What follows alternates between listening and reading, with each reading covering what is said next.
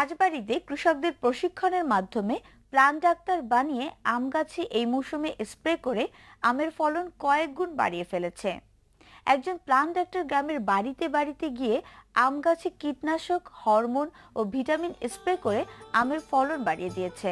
পাশাপাশি ওই সকল গ্রাম্য প্লান্ট ডাক্তারদেরও একটি কর্মসংস্থানের সুযোগ সৃষ্টি হয়েছে।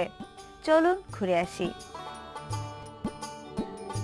ইউরোপীয় ইউনিয়নের অর্থায়নে আন্তর্জাতিক ধান গবেষণা ইনস্টিটিউট ইরির তত্ত্বাবধানে 3টি আন্তর্জাতিক মানের সংস্থা প্র্যাকটিক্যাল অ্যাকশন, কেয়ার বাংলাদেশ ও অ্যাকশন এইডের সহযোগিতায় স্থানীয় কয়েকটি অসরকারি সংস্থা গ্রাম পর্যায়ে কৃষকদের উন্নয়নের জন্য কিছু কাজ করছে। রাজবাড়ীতে কৃষকদের প্রশিক্ষণের মাধ্যমে প্ল্যান্ট ডাক্তার বানিয়ে আম গাছে এই মৌসুমে স্প্রে করে আমের ফলন অনেক গুণ বাড়িয়ে ফেলেছে। একজন প্ল্যান্ট ডাক্তার গ্রামের বাড়িতে বাড়িতে গিয়ে আম গাছে কীটনাশক, হরমোন ও ভিটামিন স্প্রে করে আমের ফলন বাড়িয়ে দিয়েছে। পাশাপাশি ওই সকল প্ল্যান্ট ডাক্তারদেরও একটি কর্মসংস্থানের সুযোগ সৃষ্টি হয়েছে। আমি 12 দিন হলো জামালপুরে হর্টিকালচারে ট্রেনিং করে আইছি। আগে আমি জানতাম না গাছে কিভাবে কি করতে হয়, তবে ওইগুলি আমি ট্রেনিংয়ে পাইছি। 3বার ওষুধ দিতে হয় আম গাছে। 3বার ওষুধ দিলে আগে হপারটা মেরে নিতে হয়, তারপরে ছত্রাকনাশক ওইগুলো মেরে তারপরে আপনার ভিটামিন দিলে গাছের ঠিক মতন গুটি আসে বা গুটিগুলি পরিপূর্ণ হয়। মুকুল আসার আপনার 1 মাস আগে হপারটা মেরে নিতে হয়। তারপর যখন মুকুল আপনার 4 আঙুল 6 আঙুল বের হয়ে আসে তখন হলো আমরা ওই ডে আবার ছত্রাকনাশক দিই, ওই ডে বুঝছেন, ওইটা দিয়ে তারপরে আবার যখন গুটি আসে তখন হলো ভিটামিন দিই। ভিটামিনে আপনার হলো আমটা হলো সুস্থ সবল রাখে। এই গাছটা হলো ছত্রাক ধরনের রোগ আছেই, সেই জন্য স্কোয়ার দিছি। এরপরে আবার ভিটামিন ওকোজিম দেবো, দিলে পরে আপনার আমটা পরিপূর্ণ হবে। তারপরে আর কিছু দেওয়া লাগবে না, এইভাবে আমটা ঠিক মতন আসতে। গাছের গোড়ায় সেচ দিছে ওই যে গাছের খাদ্য সংগ্রহ করে বা গাছটা সতেজ থাকে, তার জন্য ফলও ভালো আসে। গত বছর ক্ষেত্রে এবার 10 আনা 6 আনা হয়েছে আর কি, 6 আনা 10 আনা, এবার 10 আনা হয়েছে, আর বছর 6 আনা ছিল। যে ওষুধ করছিলাম তার চাইতে এবার অনেক বেশি, গুটও বেশি, ফলও বেশি, এবার একটু খরচও বেশি।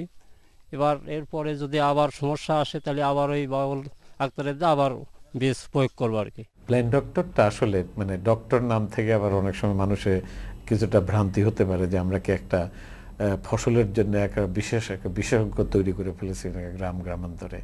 মূল জিনিসটা হলো যে আমাদের দেখেন, যখন একজন গ্রামের কৃষকের কোনো একটা তার ফসল সংক্রান্ত একটা অসুবিধা হয়, তখন সে কার কাছে গিয়ে উপদেশটা পাবে খুঁজে পায় না।